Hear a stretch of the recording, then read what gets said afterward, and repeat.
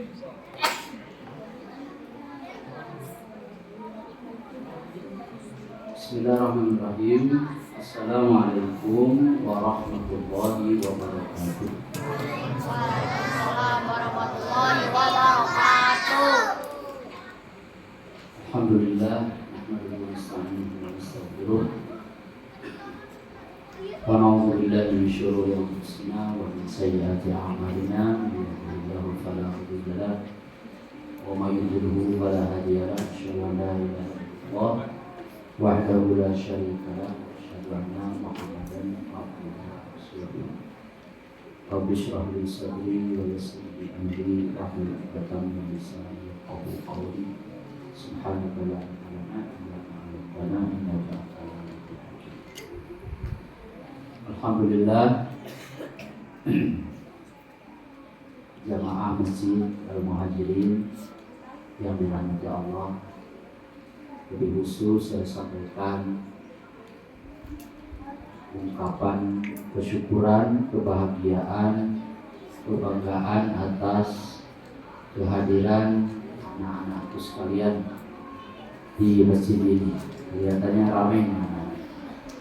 Yang di belakang mendengar, bisa mendengar? Ya.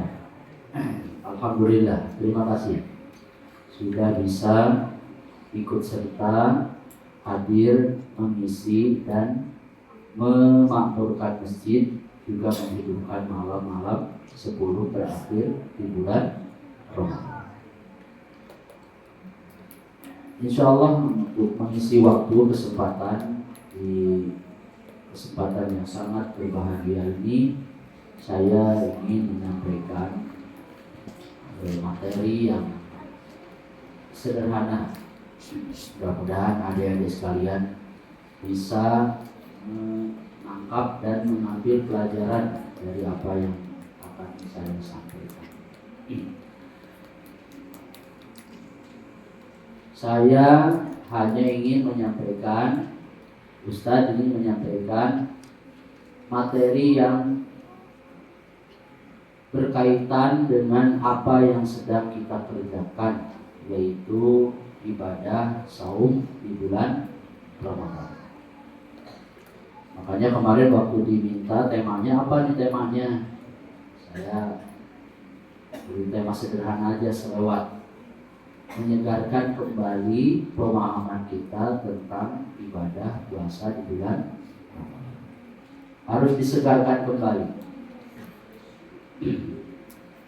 Kalau seseorang itu akan pergi melakukan perjalanan, biasanya ada beberapa planning, perencanaan, agenda perjalanan, tempat tujuan yang akan dikunjungi. Tapi nanti ketika perjalanan itu akan segera dilaksanakan, bahkan di tengah perjalanan biasanya suka ada pemantapan kembali, mengingatkan kembali apa yang sudah dilakukan dan agenda yang mungkin akan dilaksanakan di waktu-waktu yang akan datang. Nah, puasa yang sedang kita laksanakan ini tentu saja memiliki keutamaan yang sangat besar. Adik-adikku sekalian, kalau kita melaksanakan ibadah atau menunaikan perintah Allah dan Rasul-Nya, maka kita melakukan amalan atau perintah tersebut itu didasarkan pada dua dalil. Dalil itu argumen, alasan kenapa sebuah perintah kita lakukan. Tentu saja adik-adik sekalian, jamaah yang hadir di tempat ini tahu bahwa di antara alasan dari sebuah perintah itu kita lakukan karena ada perintah yang datang melalui perintah Allah dan Rasul-Nya, baik melalui Al-Quran atau melalui sunnah Nabi Shallallahu Alaihi Wasallam. Tapi ternyata di dalam ritual dan tradisi keberagamaan kita di dalam agama Islam, Allah Subhanahu wa Ta'ala itu sangat sayang kepada kita, ya, kepada adik-adik semuanya. Bukti sayangnya itu bahwa sekian banyak amalan ibadah yang kita lakukan itu memiliki manfaat, maslahat yang sangat berhubungan erat dengan kehidupan kita. Ya. Misalnya kalau seseorang atau ada seorang anak diperintahkan oleh orang tuanya, "Nah, kamu tidak boleh makan ini sedap, ya kan? Tidak boleh." Kalau tidak diberikan argumen atau tidak diberikan alasan, tentu kita akan bertanya-tanya, kenapa? Kita tidak cukup hanya meyakini, wah, sudahlah saya percaya sama ayah sama ibu. Kalau selama ini ayah ibu saya kepada saya tidak pernah ngasih racun, tidak pernah memberikan sesuatu yang membahayakan. Berarti kalau ayah memerintahkan, sudah saya percaya, saya akan laksanakan. Bagus apa tidak begitu? Bagus. Tapi Allah Subhanahu wa Ta'ala, bahkan mungkin kita atau orang tua kalian ketika memerintahkan sesuatu atau melarang sesuatu, itu tidak didasarkan sekedar perintah dan larangannya saja, tapi selalu ditambahkan, "Nah, kamu jangan sering-sering makan beginian ya." "Bu, kenapa? Ayah, kenapa?" "Ya, karena di dalamnya itu ada bahan pengawet, atau di dalamnya ini ada bumbu-bumbu yang kalau kamu terlalu sering makan makanan instan seperti ini akan mengganggu kesehatan, nanti lambungmu rusak, ya kan? Perutmu nanti juga akan rusak dan tidak akan baik untuk kesehatan." Oh, berarti perintah itu atau larangan itu tidak sekedar didasarkan kepercayaan. Ya, anak sekalian paham ya? Kita tahu bahwa Allah itu baik. Saya mau tanya kira-kira, Allah baik gak sama kita? Buktinya apa baik Allah kepada kita? Nah, menyediakan segala sesuatu untuk bekal hidup kita. Nanti adik-adik ini sebelum lahir ke dunia ini, sebelum lahir dari rahim ibunya masing-masing, itu sebelum lahir, itu Allah sudah menyediakan apa? Bahan makanan yang dibutuhkan oleh adik sekalian ketika lahir ke dunia. ASI, air susu ibunya sudah disiapkan, ya kan? Kemudian lahir ke dunia, kemudian diberikan makanan-makanan yang sesuai, tumbuh berkembang di dunia, dijaga dengan udara, air, dan seluruh perangkat alam semesta ini. Sampai hari ini adik-adik sekalian ini yang ada di tempat ini bisa tumbuh berkembang, sekolah dengan baik, betul?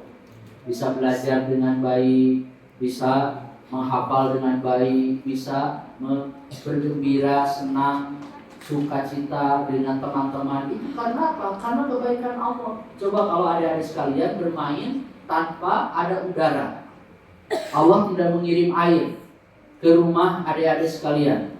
Nah, kira-kira hidup kita nyaman apa tidak? Tidak nyaman. Oh, berarti Allah itu baik.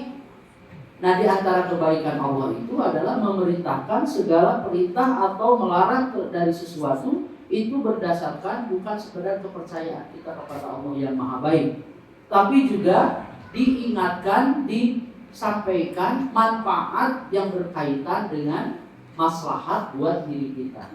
Nah, ini yang disebut dengan alasan-alasan yang bersumber daripada akal kita. Maslahat-maslahat dunia nanti akan saya terangkan ya.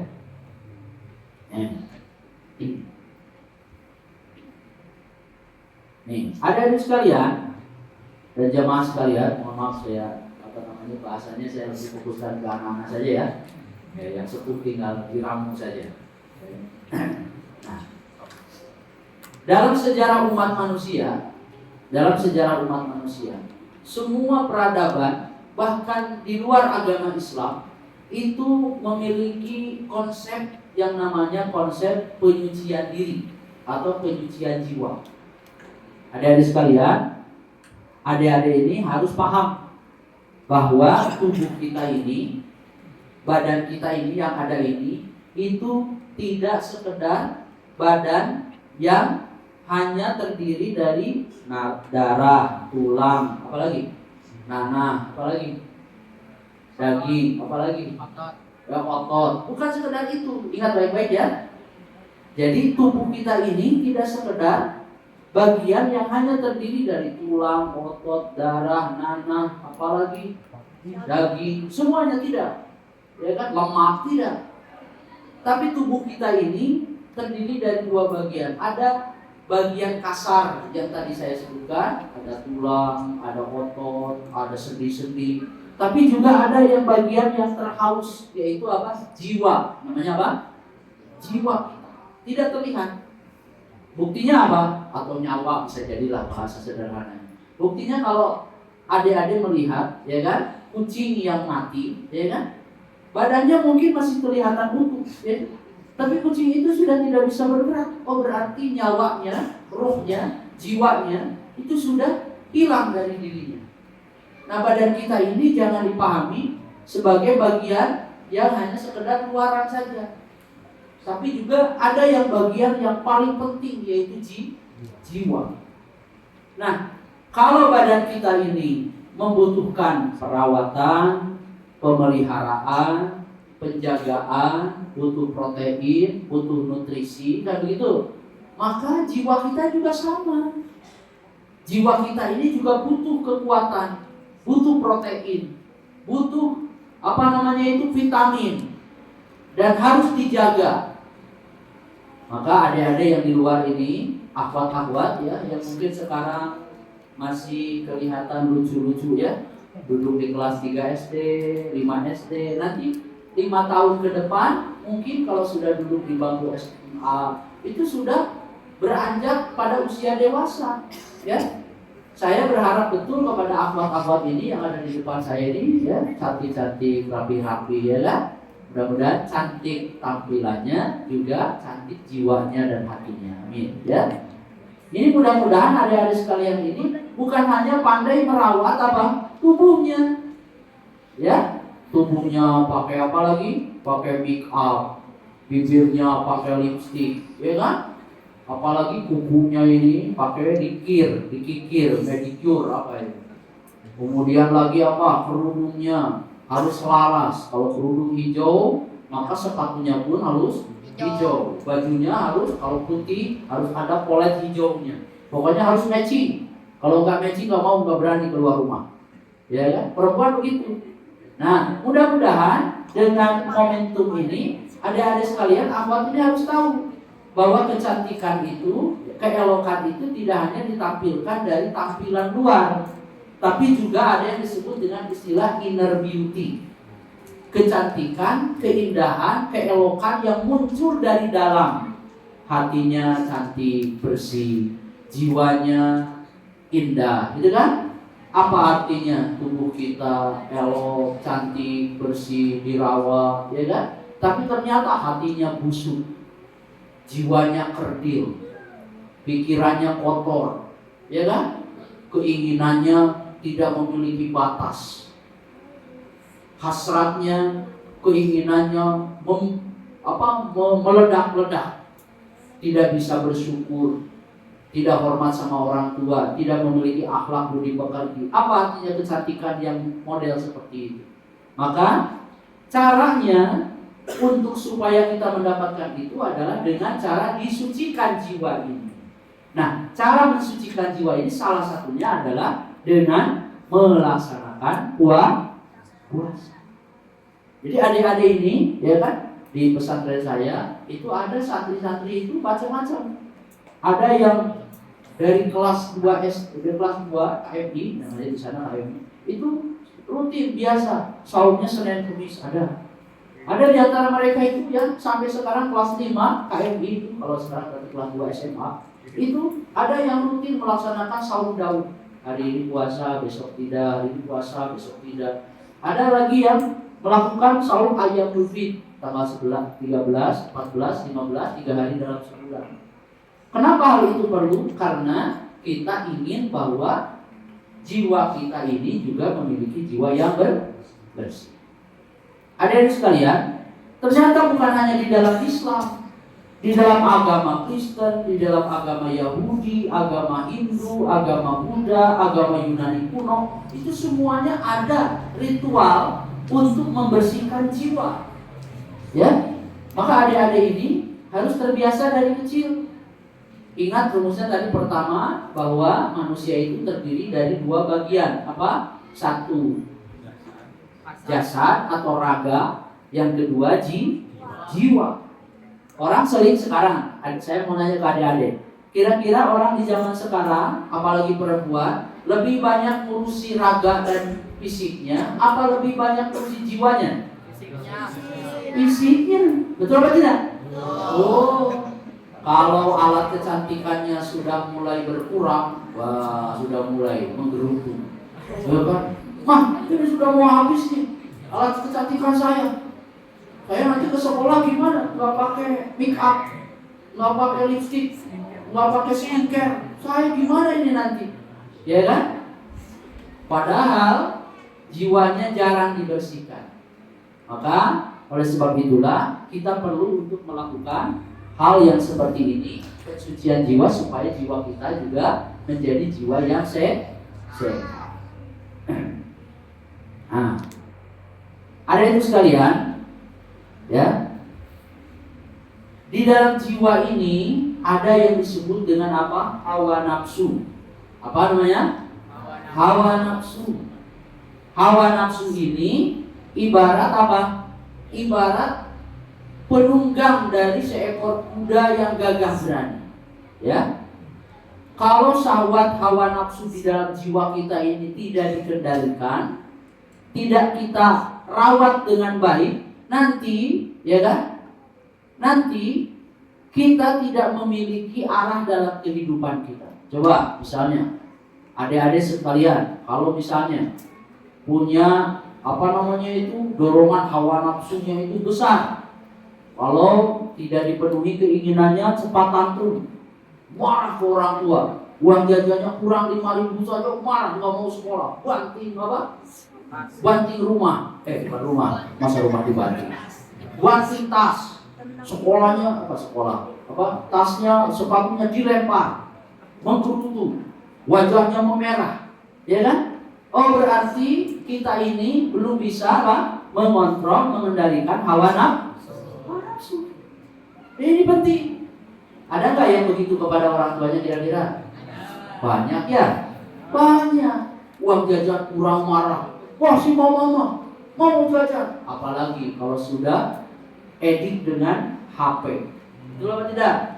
Tidak dikasih HP itu setengah jam saja ngamuk-ngamuk. Pernah lihat di YouTube, Ustaz pernah lihat itu anak lagi semangat bikin main game, tiba-tiba kuotanya habis. Ada lagi satu lagi, jaringan wifi-nya dicopot sama orang tuanya karena sudah sangat kesal. Diajak makan gak mau, diem terus begitu. Ketika marah, itu televisi yang besar itu layarnya langsung ditendang, dilempar begitu.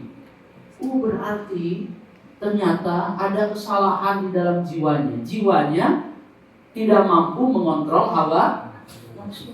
Nah, maka di antara latihan kita untuk bisa mengendalikan hawa nafsu kita itu adalah dengan cara membiasakan diri berpuasa. Ya. Jadi bukan hanya Ramadan nanti. Kalau adik-adik punya hajat, punya keinginan, punya cita-cita besar, di antara caranya itu adalah rajin-rajinlah kita itu berpuasa. Senin, Kamis, saum Daud. Kalau kita punya hajat, begitu, ya. Nah, oleh sebab itu, ya, saum Ramadan ini juga merupakan apa? Merupakan olahraga. Jadi kita selama 29 atau 30 hari kita seperti sedang diajak berolahraga, mengolahragakan jiwa. Coba bayangkan, kalau adik-adik ini sedang berada di waktu tepat pukul 12 siang. Matahari sangat menyengat, panas. Ya kan? Pulang sekolah atau setengah 1 siang, jalan kaki dari sekolah ke rumah. Kira-kira kalau di luar puasa inginnya apa? Inginnya apa? Jajan es cendol, ya kan? Minum apa, pop ice, kan gitu kan? Langsung pulang ke rumah, banting tas, lempar sepatu, duduk di sofa, tangan kiri megang remote, tangan kanan megang gadget di depan televisi, nyambung ke wifi, ada YouTube-nya, nonton di situ atau main game, rebahan. Enaknya begitu kan? Makan seenaknya, semaunya. Tapi ternyata di dalam bulan puasa itu kita dilatih. Tidak boleh. Belum adzan maghrib, tahan, bersabar dulu. Betul atau tidak? Berarti kita sedang dilatih. Simulasi selama sebulan itu untuk bisa mengendalikan dan mengontrol diri kita menjadi orang-orang yang bisa mengendalikan keinginan. Ya, adik-adik harus tahu, banyak orang yang binasa di zaman sekarang, celaka, hancur sehancur-hancurnya. Salah satunya adalah karena tidak mampu mengendalikan keinginan. Ya, coba saya mau tanya, kira-kira, ya, kalau nih saya kasih analogi, kalau misalnya saya mengikuti keinginan, ya kan, keinginan saya ikuti. Kira-kira setiap minggu saya rasanya ingin ganti HP, betul tidak? Ingin, wah HP ini udah jelek, udah lemot, udah penuh, pengen pekan depan. Wah, setiap pekan ingin ganti. Kalau mengikuti keinginan, karena keinginan itu gak ada batasnya. Ingin. Kata Nabi, kalau seandainya seorang mukmin itu punya lembah berisi emas dan perak, kemudian dikasih lembah kedua isinya penuh dengan emas dan perak, dia tidak akan merasa kenyang sampai dia minta lagi lembah ketiga yang berisi emas dan perak, dan terus minta selanjutnya sampai akan berhenti ketika dia dimasukkan ke liang lahat, mulutnya disumpal dengan apa? Dengan tanah kuburan, baru selesai keinginan. Jadi selama di dunia, selama hidup itu keinginan itu selalu besar. Maka Ramadan ini, saum Ramadan yang sudah kita lakukan, ini adalah latihan supaya kita bisa mengendalikan keinginan. Ya, nih, ya, saya akan lontar-lontar saja. Soalnya saya nyiapkan 45 slide, ya kan? Waktunya sampai jam 11 harus saya pilih-pilih, ya kan?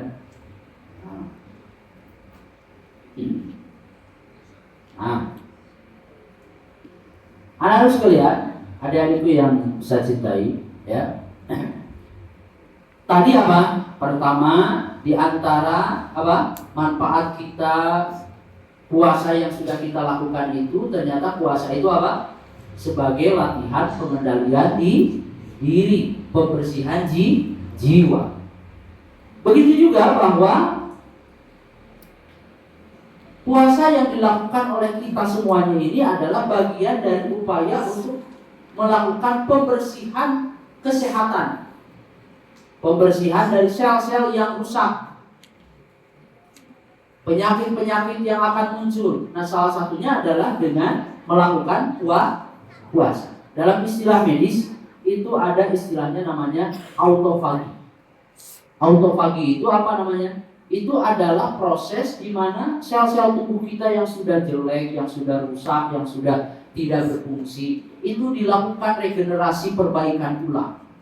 Nah, cara perbaikan itu hanya bisa dilakukan ketika seseorang itu menghentikan sejenak dari aktivitas makan dan minum. Nih, saya mau kasih analogi sederhana, ya. Kalau misalnya kita main ke alun-alun, ya, tahu alun-alun Bandung? Nah, di situ ada taman, ya. Ada taman di depan masjid itu. Di alun-alun itu kira-kira kalau misalnya malam minggu penuh orang, hari minggunya berjejal, padat dengan pengunjung, kira-kira pemerintah, pengurus yang bertugas bertanggung jawab kebersihan terhadap tempat itu, kira-kira supaya tempat itu bersih caranya harus bagaimana? Harus diapakan tempat itu? Harus diliburkan sejenak. Paham? Dikosongkan dulu. Pintu masuk dari berbagai arah ditutup sedemikian rupa, kasih pengumuman. Mohon maaf, ya kan? Lapangan alun-alun untuk sementara waktu ditutup, tidak menerima kunjungan. Akan dibuka kembali, misalnya nanti sore pukul 4 sore. Ditutup, akhirnya setelah itu tim kebersihan masuk langsung dibersihkan. Sampahnya, ilalannya, rumput-rumputnya dirapikan kembali. Baru setelah selesai, baru dibuka kembali untuk dikunjungi. Betul atau tidak? Tubuh kita juga sama. Ada proses. Kalau terus tubuh kita ini makan, kalau kata ibu saya itu, dasar ngenyok, ya kan? Tahu ngenyok? Yang ngenyok itu ngunyah aja terus. Gak siang, gak pagi, gak malam. Kalau pengen makan tuh gak bisa diberhentikan, gak bisa ditahan-tahan, ya kan? Ada saatnya tubuh kita itu harus apa? Harus dihentikan sejenak. Nah, berpuasa ini adalah, kata para ahli kedokteran, ahli kesehatan, ada proses namanya autofagi. Autofagi itu di mana apa? Sel-sel yang sudah rusak, apalagi adik-adik ini kan makanan, kalau tidak hati-hati sering mengkonsumsi makanan-makanan yang berbahaya, betul apa tidak? Jajanan tidak terkontrol, ya kan? Pokoknya yang penting enak, yang penting manis, yang penting pedas. Kalau teteh-teteh ini yang di belakang saya, di depan saya ini, pasti seblak, cuanki, bakso Malang, apalagi nasi goreng. Pokoknya kalau tidak pedas, no party. Tidak ada pedas, tidak ada tidak ada pesta. Pokoknya harus pedas, ya kan? Ini hampir saya punya anak ya. Tadi mau ikut ke sini, tapi saya bilang jangan kemalaman gitu ya. Kan? Lebih baik mabit di pesantren saja di sana. Saya lihat juga begitu makanannya. Masya Allah, buka puasa itu sudah disiapkan kurma misalnya kan, air hangat. Tapi langsung yang dilihat sebelah mana, sebelah mana, cirain bajur. Nah yang begitu. Bayangkan. Makanya saya ingin mengingatkan kepada adik-adik semuanya, ya kan? Jangan sampai adik-adik ini di usia yang masih belia seperti ini, ya kan? Jangan sampai rusak tubuhnya, rusak badannya, hanya karena konsumsi makan dan pola makan yang tidak baik. Maka ada ungkapan, saya kira ini bukan hadis mungkin ya, sumu tasihhu, mungkin ungkapan hikmah. Berpuasalah, kamu akan sehat. Ini bukan kata saya. Dokter-dokter mengatakan bahwa ada proses autofagi di mana semua sel-sel yang rusak itu akan dilakukan perbaikan, ya. Nah, kemudian nih puasa ya, kalau loncat saja. Puasa juga termasuk namanya perekat sosial. Perekat sosial itu dalam bahasa kita adalah sifatnya koneksi yang bersifat global, menyambung hubungan. Ini adik-adik ini jangan merasa bahwa kita ini menjadi orang paling menderita sedunia. Ditanya kenapa kemudian ini puasa lemas gitu, ini manyun kayak bebek, ya kan? Kayak bemo habis nyeduh tukang cilok, ya kan? Itu gimana dari pagi itu mengut aja kenapa? Iya saya puasa capek. Ya, saya katakan yang berpuasa itu bukan hanya kita, paham tidak? Semua orang yang mengaku dirinya sebagai muslim, mau di Indonesia, mau di Afrika, mau di Antartika, mau di kutub utara, mau di kutub selatan, mau di Asia, dimanapun, selama orang itu muslim, maka ketika datang bulan Ramadan, dia wajib melaksanakan puasa. Makanya jangan merasa menjadi orang paling menderita sedunia. Ya kan? Emang yang puasa itu cuma kita? Tidak, semua orang puasa selama dia muslim. Ya, lihat di situ tuh lihat. Di seluruh belahan bumi semua yang puasa. Masih untung kita mah puasa itu enak. Saya merasakan puasa di sini itu enak sekali. Tapi kalau di Timur Tengah itu puasa itu lumayan lelah. Kenapa? Karena namanya Ramadan itu adalah saat di mana musim panas tiba. Makanya musim panas namanya Soifiyah. Kalau dulu ketika di Mesir itu kalau musim panas itu libur. Dan liburnya nggak tanggung-tanggung 3 bulan. Mau libur 3 bulan sekolah? Oh maunya begitu, ya kan? Liburnya 3 bulan karena panas. Di Saudi Arabia, Soifiyah itu libur. Di samping itu kan datang bulan Ramadan. lelah capek sekali. Kalau di sini di Indonesia enak sekali.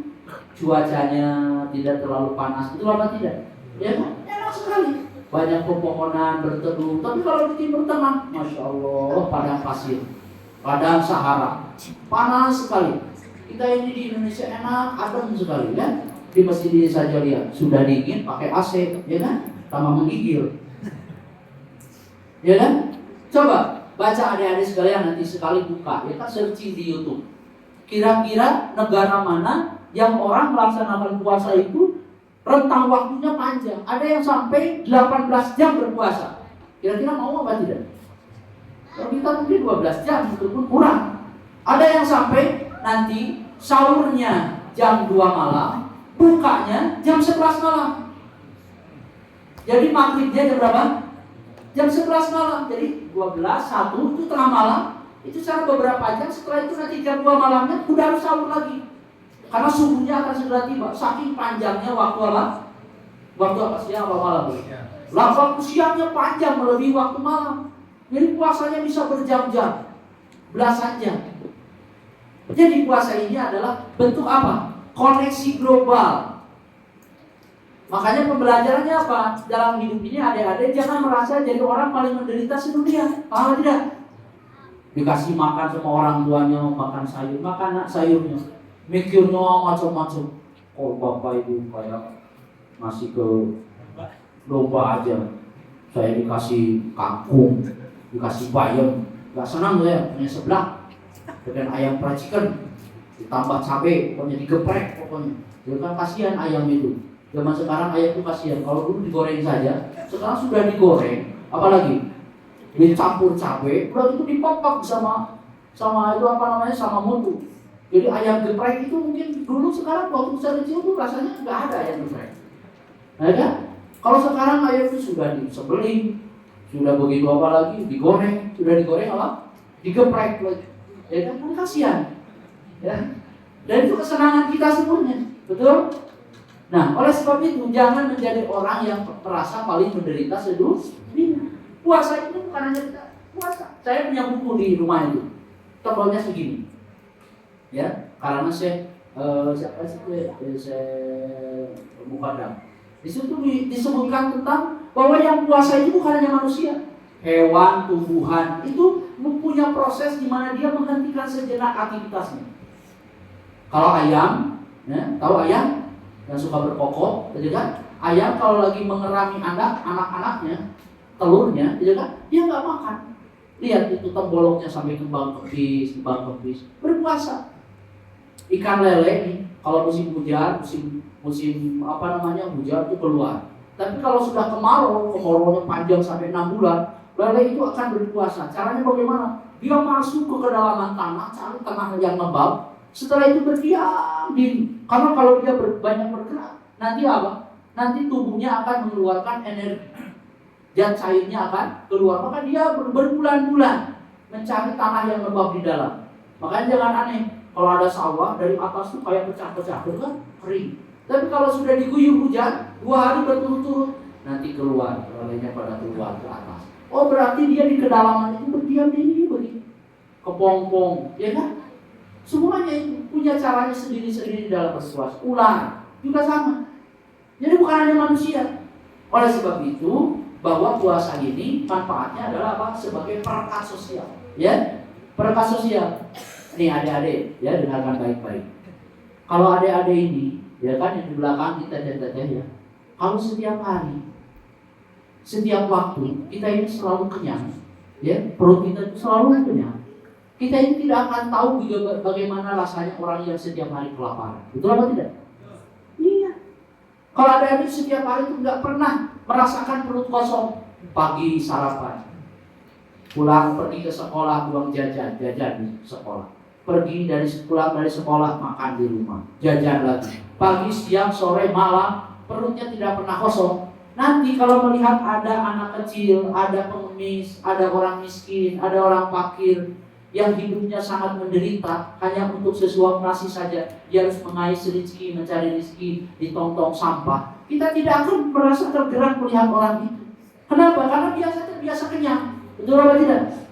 Empati kita tidak akan tumbuh, jiwa sosial kita tidak akan tumbuh. Kalau apa? Kalau kita selalu merasa kenyang. Maka harus sesekali kita itu lapar. Ya, saya sering sampaikan, saya kalau pulang dari pesantren, mau pulang ke rumah ibu, di mana? Di Cimahi, di Ciberem sana, di Cimindi. Itu sering lewat apa namanya itu jalan apa? Jalan Gunung Batu kan? Gunung Batu situ, Pasker, Gunung Batu. Saya sering lewat di situ. Ada apa? Ada manusia gerobak. Bapaknya narik gerobak, istrinya, ibunya dari belakang ngintil, bawa kerese, isinya apa? Sampah, bekas aqua, botol, itu kan plastik. Anaknya yang kecil-kecil, yang keluar kepalanya saja dari itu, nyatu sama sampah. Kalau malam saya sering pulang itu malam ke situ, ternyata tidur di trotoar, gerobaknya diparkirkan di situ, anaknya tidur ditutupi pakai terpal. Sama istrinya masuk ke gerobak, bapaknya tidur di kolong. Orang yang terbiasa kenyang, terbiasa selalu bahagia, serba tersedia. Kalau makan, makan, iya, sudah aman, tinggal masukkan ke mulut. Kadang-kadang dimasukkan ke mulut saja nggak mau, harus disuapin, karena matanya ke kemana? Ke gim. Betul apa tidak? Matanya ke layar televisi atau ke layar komputer. Makan susah, nggak mau. Akhirnya orang tuanya kalah dengan anaknya. Kalau saya jadi orang tua nggak bakal begitu. Saya nggak mau kalah sama anak, nggak mau saya. Kalau anak saya nggak mau makan, ya kan, saya tegaskan, ya kan, bukan apa-apa. Karena itu bagian penting. Kalau semuanya harus selalu diikuti, kita tidak akan menjadi orang yang kuat. Betul apa tidak? Maka ini adalah perekat sosial, ya kan? Nah, oke.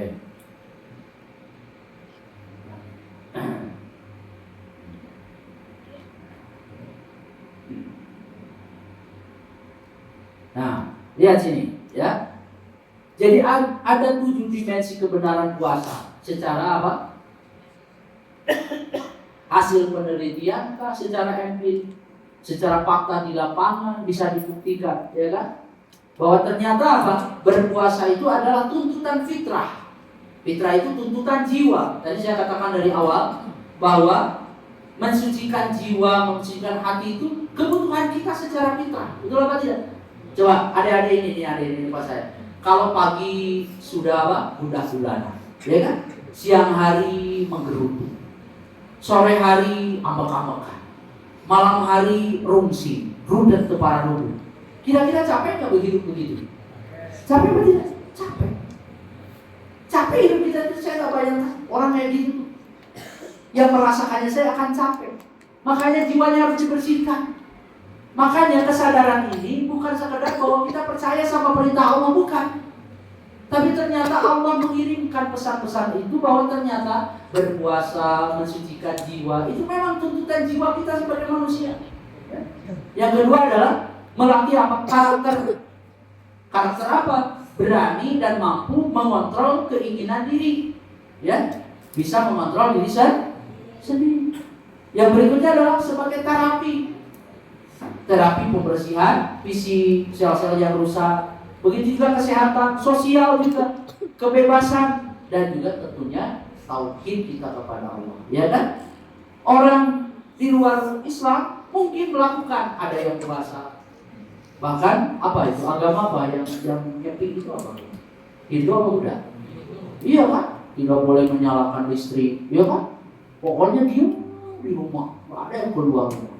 Diam itu dalam rangka apa? Menyefikan diri.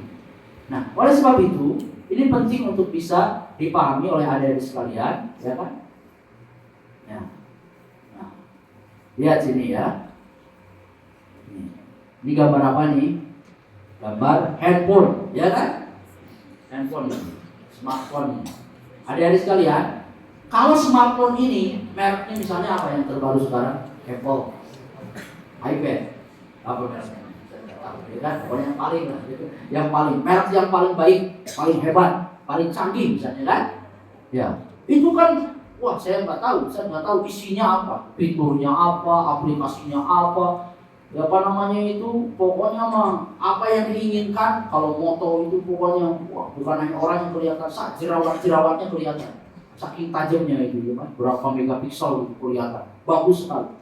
Nah, kalau smartphone seperti ini itu dengan segala fitur dan kelengkapan yang ada, hanya digunakan untuk apa? Digunakan hanya untuk telepon saja. Halo, Assalamualaikum, Waalaikumsalam, gimana kabar? Hanya itu saja. Kira-kira kita perlu nggak punya HP secanggih? Nggak perlu. Beli aja HP apa? Kayak kalau sudah telepon HP yang kayak batu asahan itu tuh, yang besar, kalau dipakai ngelempar bom itu bisa mati itu bom. Saking besarnya, ya kan? Sampai HP batu asahan yang jadul itu, nggak usah cari yang bagus-bagus, ya kan? Kalau sekedar dipakai untuk telepon, polik-polik aja dulu gitu, ya kan? Yang SMS-nya dibatasi karakternya, usah yang macam-macam. Nah, puasa ini ibarat handphone yang sangat canggih, paham tidak? Fiturnya banyak, menyediakan berbagai fasilitas buat kita. Kayak HP ini, dunia itu kayak dalam genggaman kita. Kalau sekedar saum kita ini hanya dipakai untuk menahan dari rasa haus dan lapar, kira-kira rugi apa tidak kita berpuasa? Rugi atuh. Kenapa? Di dalamnya itu ada fitur pengampunan dosa. Di dalamnya ada fitur pengangkatan derajat. Di dalamnya ada fitur lagi pembebasan dari api neraka. Di dalamnya ada fitur untuk kesehatan. Di dalamnya ada fitur untuk pembangunan karakter, pembersihan jiwa. Wah, sekian banyak perangkat yang ada, kok cuma digunakan hanya sekedar menahan dari lapar dan dahaga. Rugi apa tidak? Rugi. Maka jangan seperti seperti orang yang menggunakan HP yang canggih tapi hanya dipakai untuk, ya. Ini saya berikan analogi sederhana, ya kan? Supaya kita semuanya paham. Nah, begitu juga Shaul Ramadan ini juga bagian daripada apa? Kontrak eksklusif. Ya. Nih dengarkan adik sekalian ya. Semua amal ibadah yang dilakukan oleh kita sebagai orang muslim, ya kan? Biasanya suka ada disebutkan matematika pahalanya. Al-Quran menyebutkan man amila sholihan falahu asyru amsalihah. Siapa orang yang beramal kebaikan dibalas 10 kali lipat. Betul apa tidak? Salat jamaah ada 25, dalam satu riwayat lagi 27 derajat dibanding sholat sendiri di rumah. Orang berinfak, matsalul ladzina yunfikuna amwalahum fi sabilillah kamatsali habatin ambatat sab'a sanabila fi kulli sumbulatin mi'atu habba. Orang berinfak, bersedekah satu keping uang emas misalnya kan, itu dibalas sampai 700 kali lipat. Nah, ada amalan yang balasannya itu unlimited, tidak mengenal batas. Apa itu? Ibadah puasa.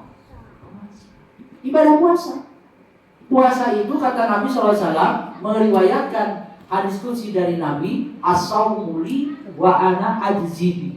Puasa itu untuk saya kata Allah, dan aku yang berhak memberikan pahalanya. Mau 100 kali lipat, mau 700, mau 1000 kali lipat, mau 1 triliun sekalipun, terserah saya.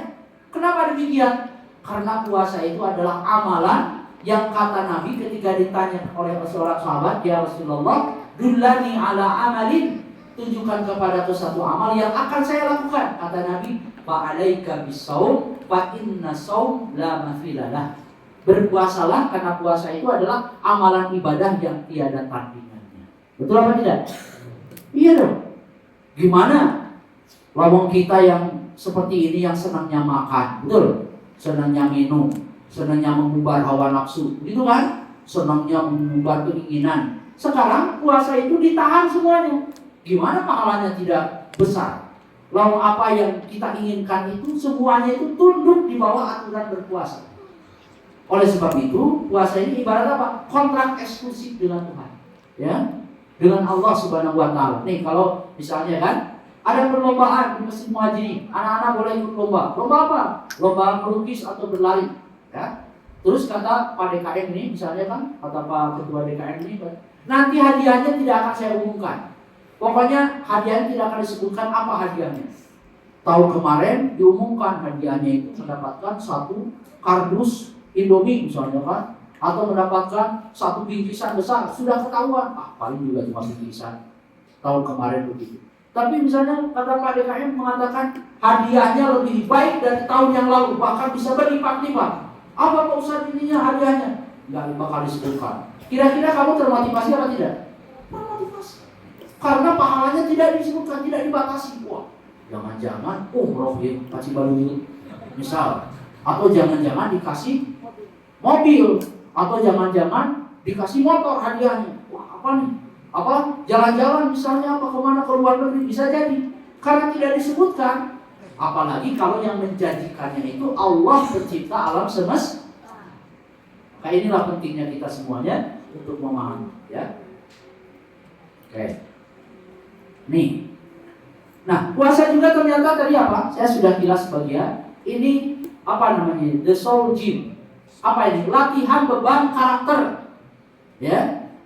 Saya baca, kemarin saya baca coba baca di Ihya Ulumuddin Imam Ghazali. Saya baca di kitab itu di bab puasa ternyata ada subtema yang menjelaskan tentang asrarus shaum, rahasia puasa. Ya kan?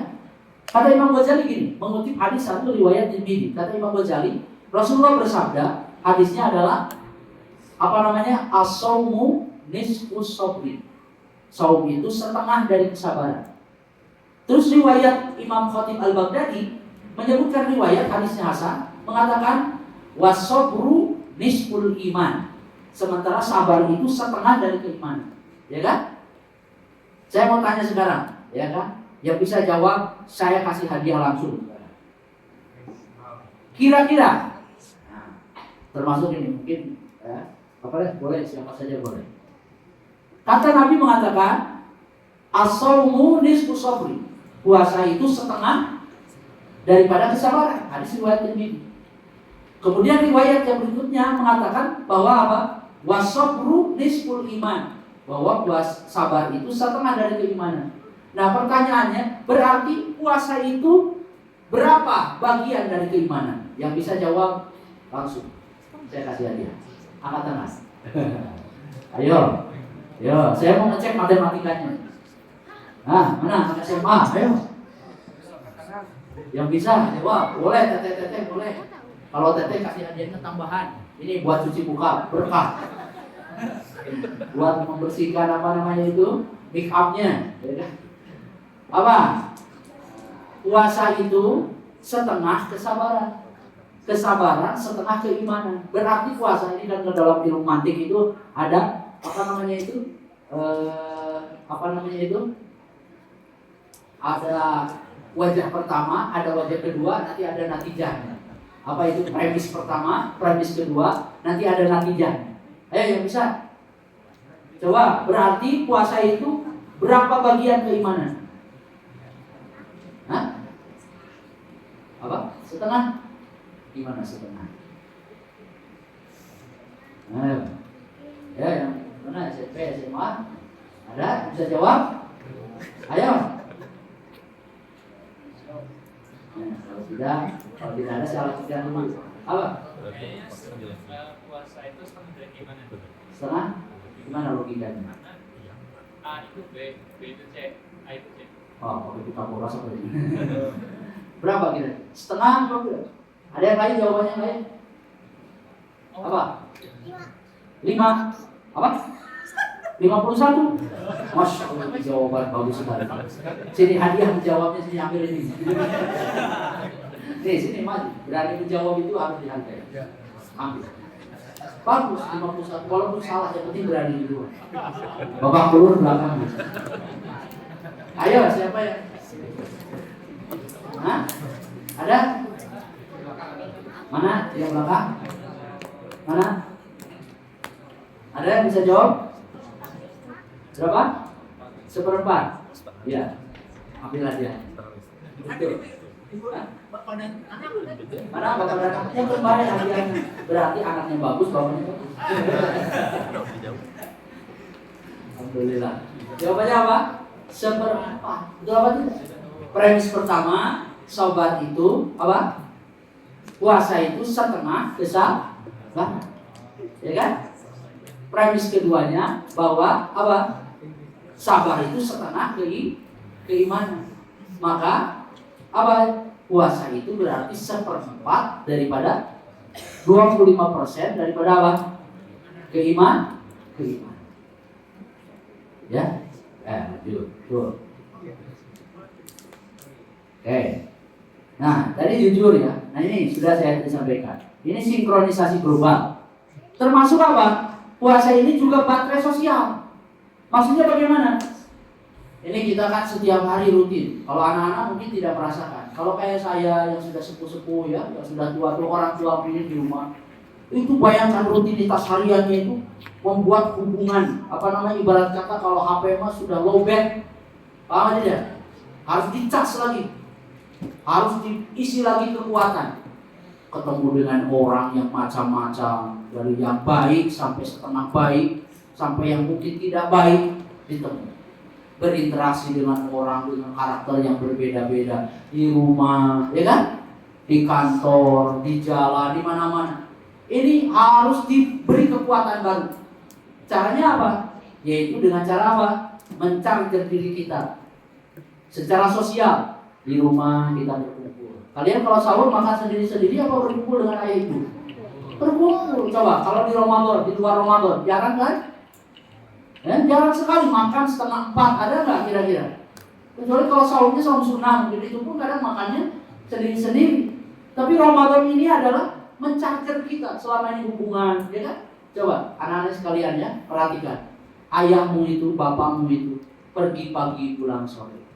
Kaki dibikin kepala, kepala dijadikan kaki demi anak-anak, demi kalian semuanya. Betul apa tidak? Bukan berarti tidak sayang. Jangan berpikir begini. Ayah ini sibuk, pergi saya masih tidur, pulang saya sudah tidur, ya kan? Sibuknya minta ampun. Saking ingin membahagiakan kita, sebegitunya orang tua kita itu berjuang. Tapi ternyata apa? Selama Ramadan ini Allah siapkan waktu yang sangat spesial. Waktu sahur berkumpul dengan ayah ibu. Betul apa tidak? Walaupun yang dimakan cuma dengan sayur bayam, ditambah telur dadar, ya kan? Tapi makan bersama ayah ibu ada di situ. Kalian senang apa tidak? Senang apa tidak? Senang sekali. Coba bayangkan, nih saudara kita yang di Palestina, ada yang di Iran, yang sedang lagi perang itu, ada yang ayahnya meninggal. Betul apa tidak? Meninggal. Ramadan kayak gini tidak sebahagia kita. Sahur mereka sudah boro-boro bisa menikmati. Justru takut kalau ada bom nyasar. Sahurnya apa? Wallahu a'lam. Listrik mungkin terputus, air terputus. Kita alhamdulillah. Maka oleh sebab itu sahur Ramadan ini ibarat charger buat kita semuanya. Ya kan? Di masjid kita berkumpul begini kan? Ada acara iftar jama'i, buka bersama dengan teman-teman bertemu, sesama jamaah bertemu. Ini menguatkan kita semuanya. Maka oleh sebab itu adalah bagian penting kita untuk memahami bahwa sahur ini bukan sekedar bukan sekedar ibadah yang dogmatis, ya kan? Tapi juga memiliki masalah yang besar. Ini lihat, ini gambar apa nih di hadapan kita? Mesin. Ya, kalau motor, Ustaz punya motor digeber terus. Pagi siang sore nggak pernah diservis, nggak pernah dikontrol olinya, nggak pernah dipanaskan kalau mau pergi. Kira-kira motor sehebat apapun akan apa? Jebol, overheat, ya kan? Akan jebol mesin, tidak akan terpakai lama, ya kan? Badan kita ini kalau terus begitu makan tiada henti terus begitu, tidak pernah diajak sesekali kita untuk apa? Menenangkan diri kita, untuk diistirahatkan tubuh kita dengan puasa. Nanti jebol kayak mesin motor, ya? Apalagi tubuh kita ini kan terbuat dari apa? Dari besi, apa dari daging? Kurang apa? Untungnya yang menciptakannya Allah. Coba kalau tubuh kita ini buatan Jerman sekalipun, buatan Jepang, jebol gitu. Coba ya bayangkan ya, buka puasa, ya kan, perut kosong, ya kan, harusnya kan air hangat, makan kurma dulu, biar itu pencernaan yang sudah mengerut begini, ya kan, sudah berhenti, itu tidak kaget. Coba kamu kalau lagi duduk begini, bangun tidur, lagi tidur, tiba-tiba langsung berdirikan sama temannya kayak di YouTube itu. Dia berdirikan, lari, suruh lari. Kira-kira gimana? Kesadarannya belum ngumpul, ini kayak orang lagi kena apa gitu. Blak-bluk jatuh. Kenapa? Karena tidak terbiasa. Begitu juga tubuh kita ini. Buka puasa langsung yang pedas-pedas yang berbahaya buat tubuh. Capek tubuh kita ini. Untungnya yang menciptakannya siapa? Oh. Coba kalau yang made in China, made in Jerman, made in Jepang, buatan Jepang, sudah jebol. Ya kan? Maka oleh sebab itu tubuh kita pun harus apa? Dibiasakan untuk melakukan puasa. Ya. Nah ini juga, ini otak kita juga sama. Ya kan? Sering stres. Nih, kalau anak-anak itu sekarang sudah dari kecil gini sudah sering stres. Makanya jangan sering main game, ya. Main game itu kira-kira banyak stresnya apa banyak senangnya? Stresnya marah-marah, tantrum, orang tuanya.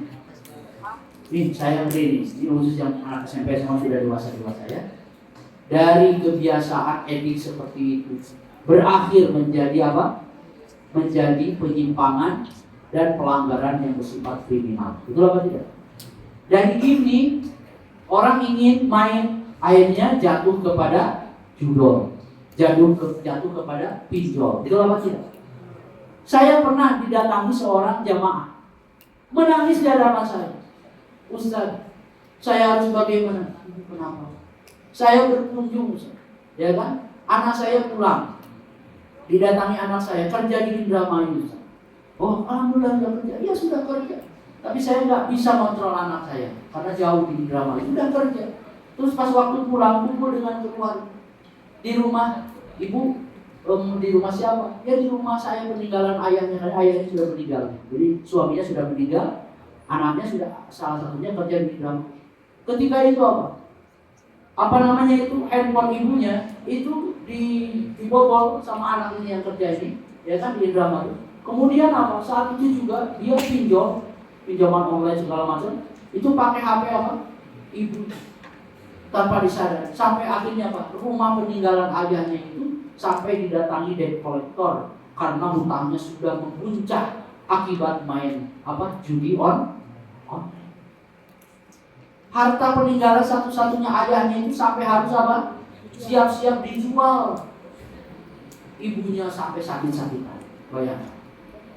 Ini anak-anakku sekalian gak boleh begitu ya. Nauzubillah min. Gak boleh. Stres inilah yang mengakibatkan. Ya.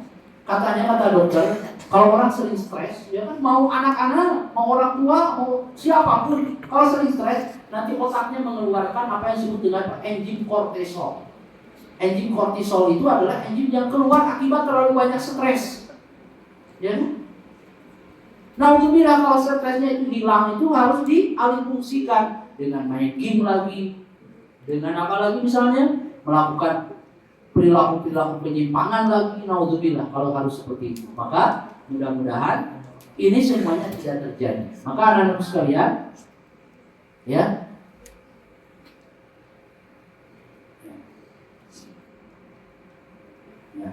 Mudah-mudahan anak-anak sekalian di momen yang penting ini bisa setidaknya memahami ternyata saum yang kita lakukan ini adalah betul-betul bermanfaat buat diri kita semua.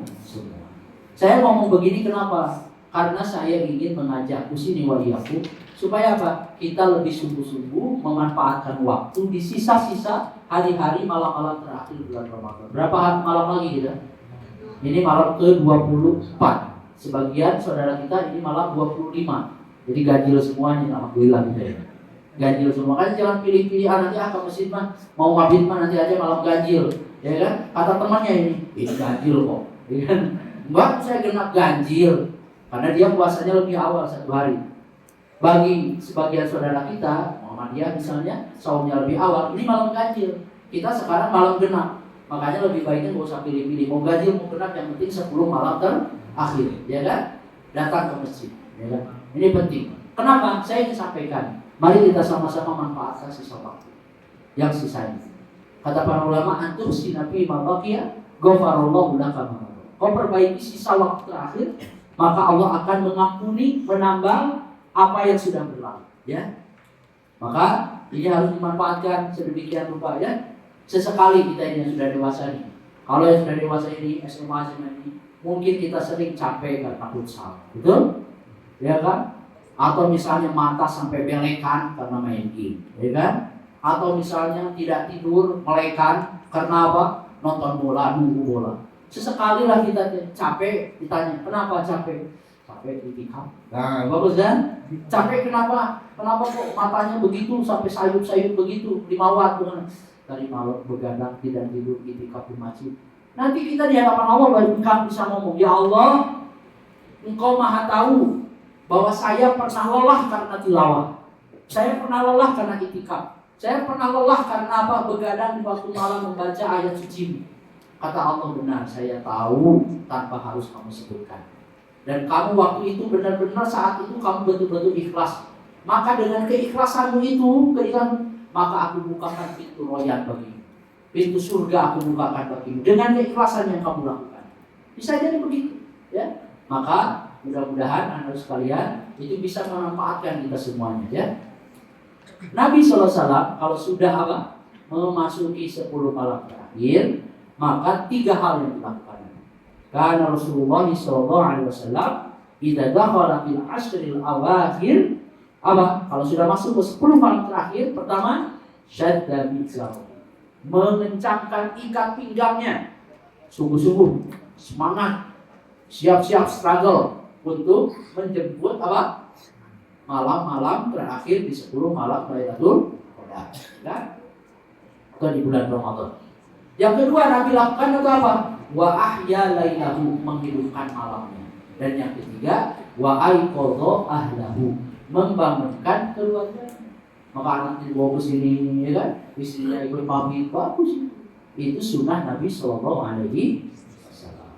Saya kira itu yang bisa saya sampaikan. Cukup ya, sudah jam 11 lebih 10 menit. Ada 2 pertanyaan. Yang bisa angkat kaki, angkat tangan. Ya. Baik.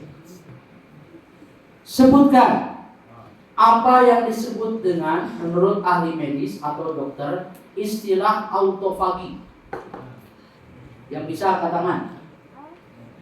Ada istilah dalam ilmu kesehatan, ya, istilah autofagi. Yang bisa jawab? Pertanyaannya diganti. Ayo bisa? Coba. Pemutihan tubuh. Apa yang dipulihkan? Sel-sel yang rusak. Berarti menyimak.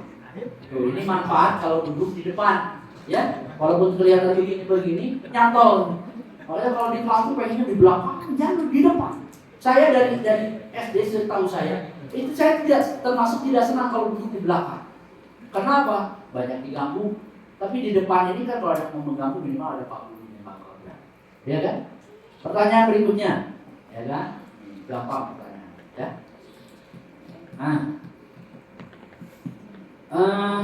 Apa ini? Sebutkan, ya, manfaat puasa berkaitan dengan sosial, dengan kehidupan kita berinteraksi dengan orang. Itu manfaatnya kira-kira apa? Puasa itu kira-kira apa? Bisa merasakan apa yang orang lain rasakan. Apa itu yang dirasakan? Orang lain sedang tidak makan, kita juga bisa merasakan. Ya, bagus. Ya. Jadi punya apa? Empati, ya, menumbuhkan empati dan karakter sosial. Masih ada, Ustaz.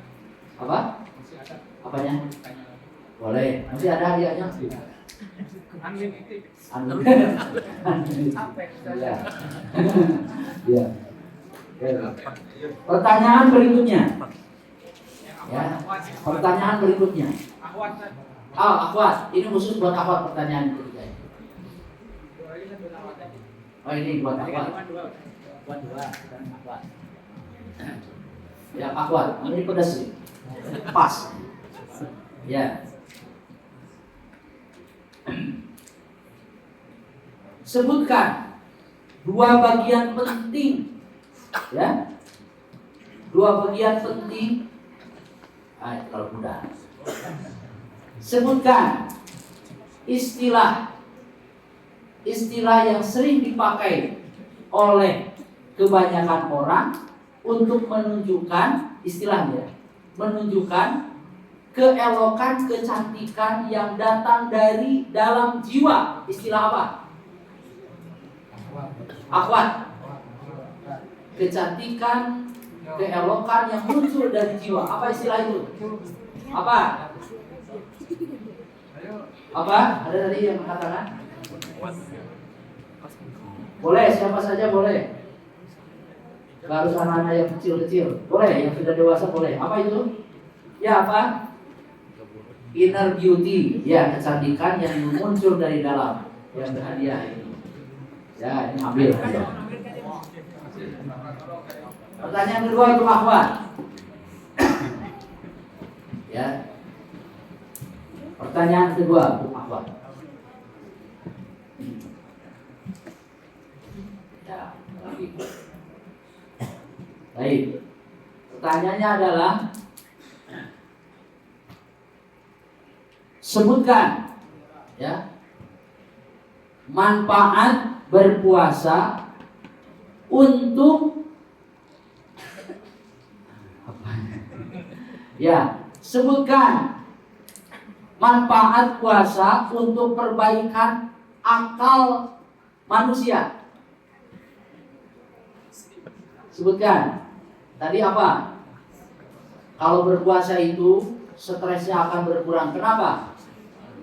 Sebutkan. Apa zat yang keluar atau cairan yang keluar ketika seseorang itu terlalu sering stres. Makanya dengan puasa dia akan mengurangi apa? Stresnya. Apa yang istilah atau nama apa enzim apa zat apa cairan yang biasa apa namanya hormon kortisol itu ambil boleh ambil ya karena sudah habis hadiahnya ya kan?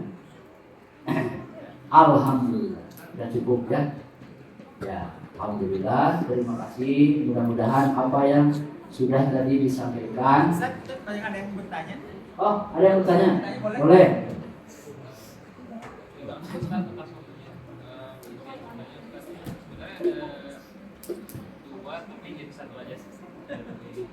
Jadi kan tadi berpuasa itu mengendalikan hawa nafsu ya. Ya. Jadi nanti agar kita menjadi pribadi yang lebih baik.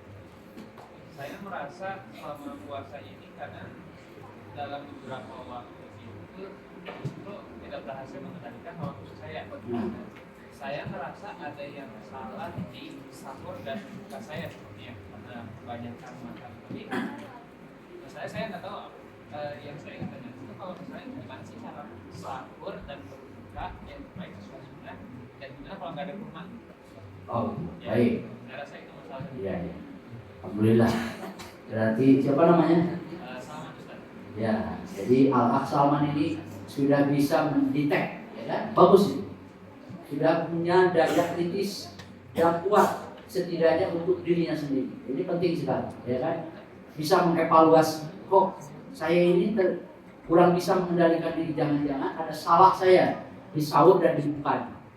Bisa jadi, ya kan? Tapi yang pasti misalnya apa? Karena namanya hawa nafsu itu ya, itu dia akan punya tenaga manakala apa? Tubuh kita atau perut kita sedang kenyang, betul apa tidak? Makanya kalau orang lagi sedang puasa, sedang lapar, itu kan biasanya pengennya rebahan. Kalau ada yang marah-marah, nggak mau males, ya kan?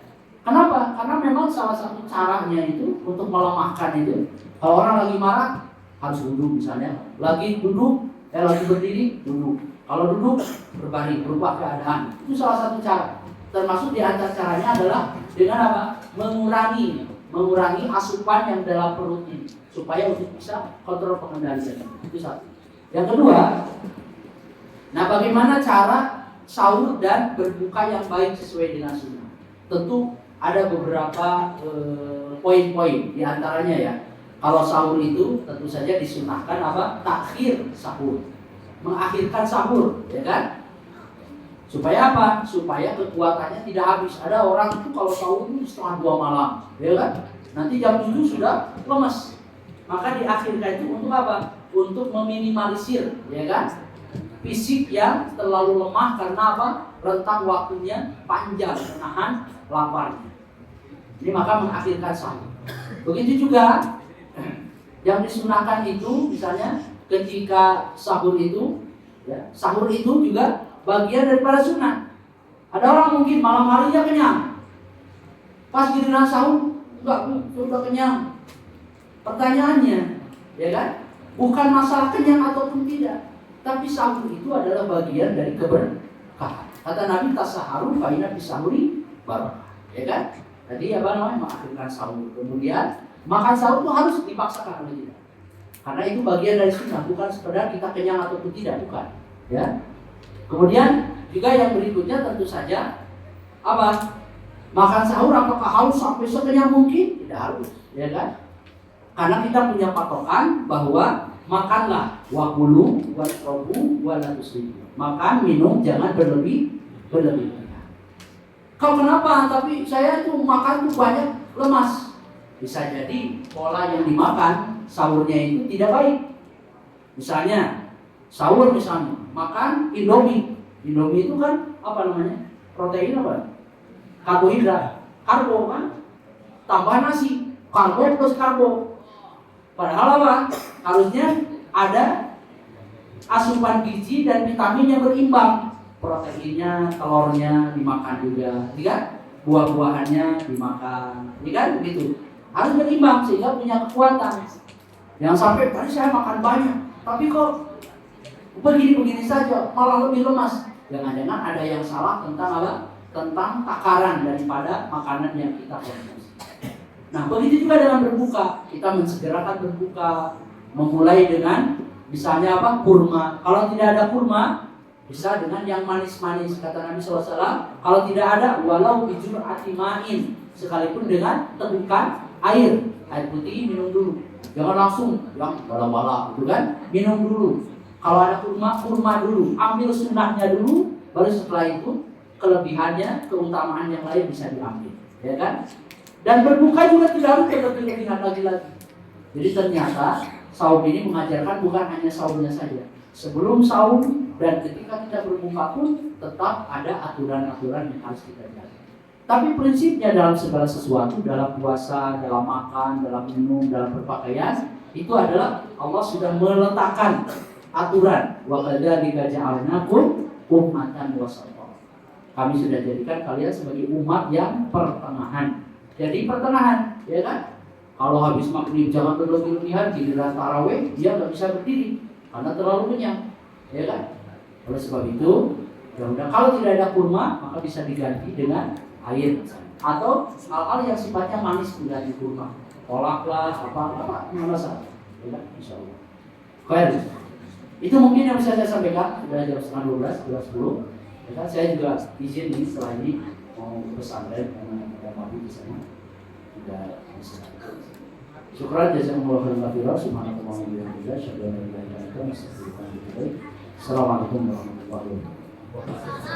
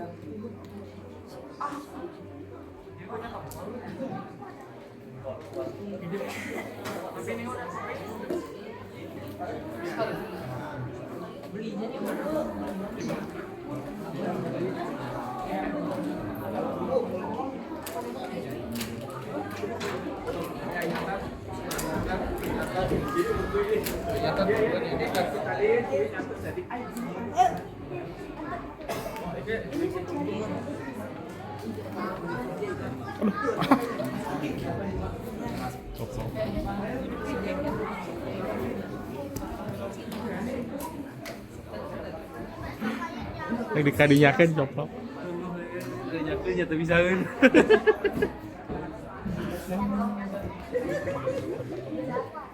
Yeah.